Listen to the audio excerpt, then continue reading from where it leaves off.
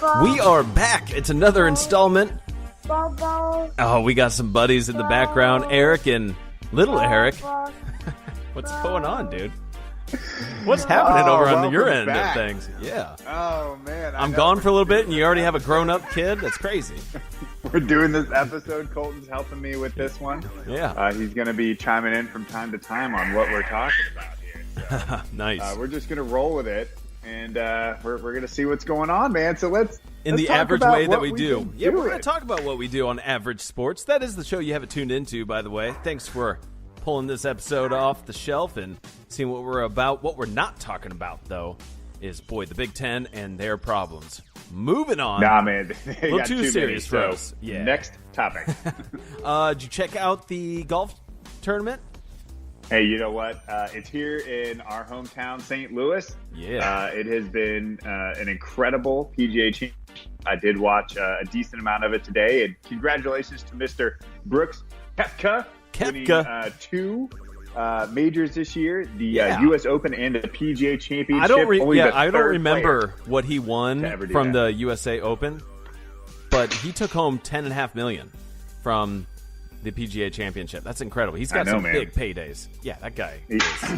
This dude shows up in majors. He's won 3 of the 7 majors that he's played in, so this dude is a majors player. So keep your eye on Brooks Koepka. All right, and did you go out to that? Were you on the shuttles? I heard the traffic and parking out there was insane. like your house right now. The parking was insane. They were using a lot down the old Chrysler plant. They were using Westminster Christian Academy for parking for rideshare companies. It was kind of crazy, especially up by Westminster. But probably breaking some records out there. Yeah. What else is going on? Well, of course, NFL preseason. I just saw a highlight about Simeon, of course, the old former Bronco, and Minnesota played against Denver this recently, and he threw 2 touchdown passes against them. What the hell, guy? Yeah, I know, man. I think that's as many touchdowns he threw in Denver. I was going to say, what, he threw 2 touchdowns in 10 weeks? Yeah, pretty much. So unreal. Well, we'll touch base on some NFL a little bit, but we're going to throw things back to the younger group. That's, of course, the NCAA, also known as the free NFL, or the, what else could you consider? The farm system of football. NFL. Yeah, college ball. College football. All right, let's call it what it is. I make fun of it a little bit. I kid. But it's rapidly approaching. Let's get into what, that's our main topic for the episode. Expectations of the NCAA is, I think, pretty much the same players are in the top 5. We were looking at this pre-show. Do you think that's going to get shaken up that much? I mean, you look at it, the top 5 preseason as it stands now. We're just going to rattle it off in case you're not paying attention. It's Alabama, Georgia, Oklahoma, Clemson, Ohio State. I mean, you might mix in Washington in there. They've been a player for the last few years. Other than that, Washington, I mean, those are the same programs. 16. Oh, wow. That's pretty deep then. Yeah. Okay. But I think what's important to note here is that we see this every year, and we know how these, big game college pre-shows are going to go, is that Alabama's going undefeated, Georgia's going undefeated, Oklahoma's going undefeated. They're all going undefeated. None of them are ever going to lose until they lose, and then they're like, oh, my God, I couldn't believe that happened. Right. So is there going to be a shakeup? You bet there is. Now, of the 4 teams making it into the playoffs, I can easily see 2 of these. If I had to go ahead and take my guess, I'm going to take Clemson. I just like them in the ACC.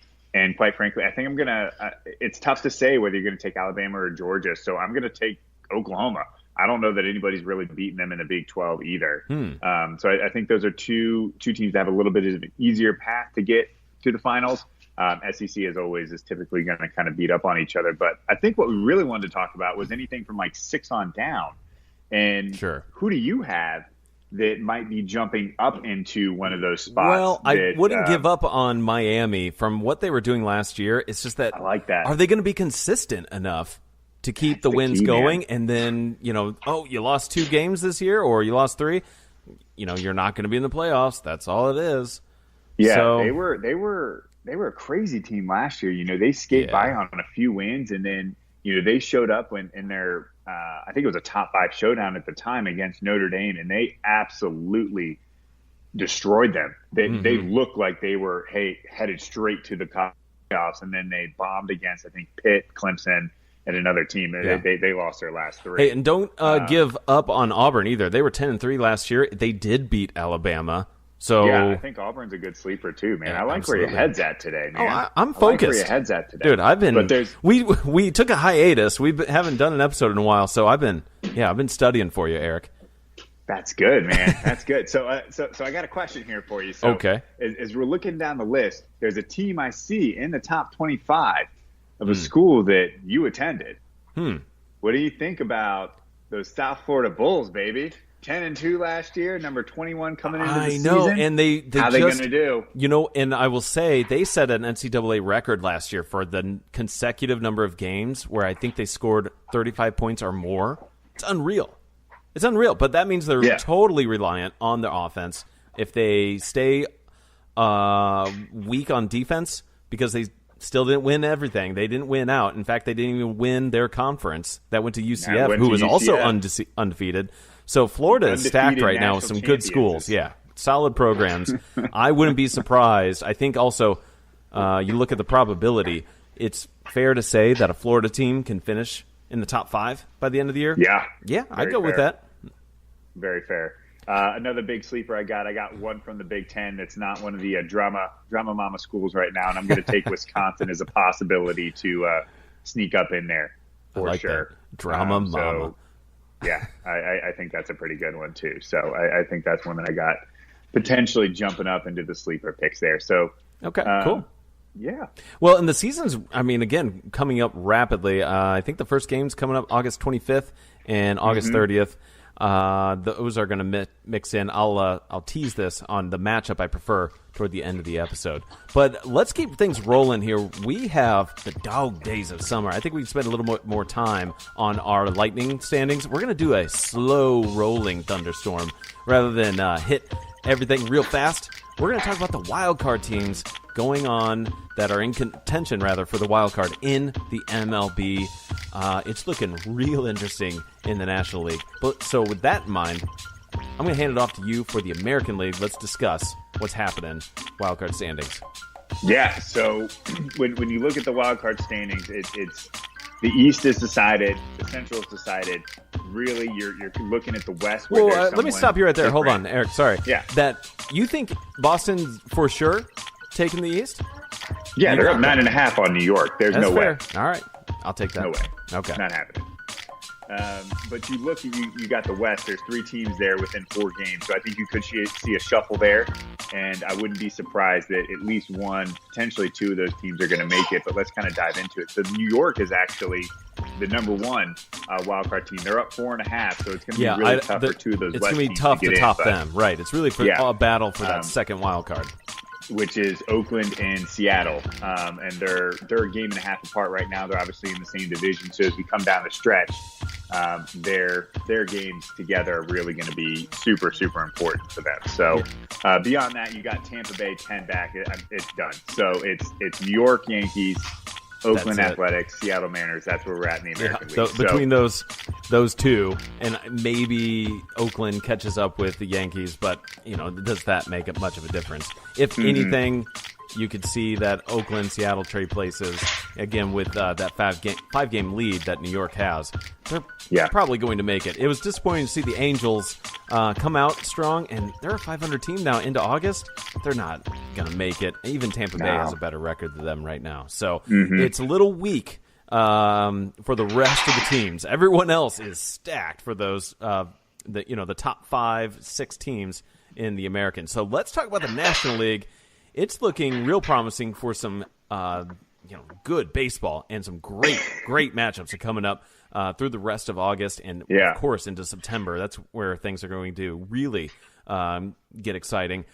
Philly, hats off to them, still battling for the top in the East against Atlanta right now. I think they're only spread by 1 game. Yeah, they're flat as I'm looking at it right now, but there's a difference in games played. So the edge is currently with Atlanta. Yeah. And then Milwaukee taking that second wild card. So you got Philly and Milwaukee. Both have very similar records right now. And then you have, looking into who's in contention on the bubble, if you will, the Dodgers, Colorado, and St. Louis, all within 3 games back. So you got 5 teams there, and possibly don't give up on Washington and Pittsburgh. 5 games is not impossible with this much baseball left. Agreed. I totally agree with where you're at. I think Washington and Pittsburgh might be a bit of a far-fetched here, but with this many teams, like this bunched up, like something is going to happen. I wouldn't be surprised if Washington or Pittsburgh, if they can go on a run, they can maybe make something happen here. Even the divisions could shift a bit. So we could look at this next week and we could see Atlanta in the wild card spot, or we could see Arizona move out of their lead in the West. Yeah. In the Central Division is so well balanced. It's a lot of fun to watch. Even though the standings haven't changed that much in the last few weeks since the All-Star break, but everyone seems to just kind of be winning. That between the top 4 teams, which of course goes Cubs, Milwaukee, St. Louis, and then Pittsburgh, all you have that is not making the playoffs is Cincinnati. And they still, they started looking more like a baseball team after they let go of their manager and put some pieces together. So maybe they'll actually be in the mix this time next year. Yeah, I love that lineup. Obviously, the offensive lineup that Cincinnati brings to the table is great. So if they can get some pitching in the offseason, watch out in the Central. Yeah. Still, as we've mentioned this multiple times, my eyes are in the West.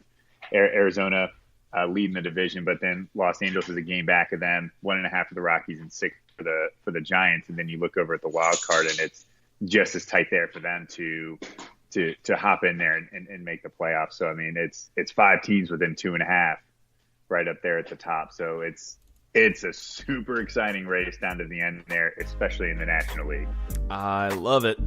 Well, hopping over back to the gridiron, we got some fantasy stuff coming up. I think everyone's leagues are going to start getting drafted. If they aren't already, everyone else is getting set for fantasy, NFL.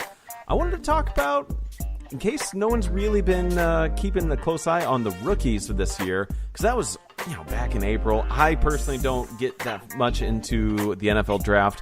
So this time of year is when I really need to go do my homework on who's in the league, who should I keep an eye out on, a name you're not too familiar with, but can make a huge impact on your fantasy team.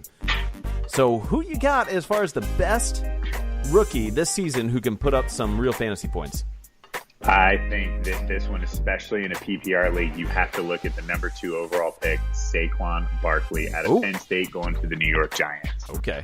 Not only did they really clean up that backfield in New York, they now have, their 3 down back. This guy can also catch passes out of the backfield. So if you're in a PPR league, think about him. Now, he's not going to be drafted above someone like Ezekiel Elliott, Todd Gurley, even David Johnson coming off guys the injury. That are proven.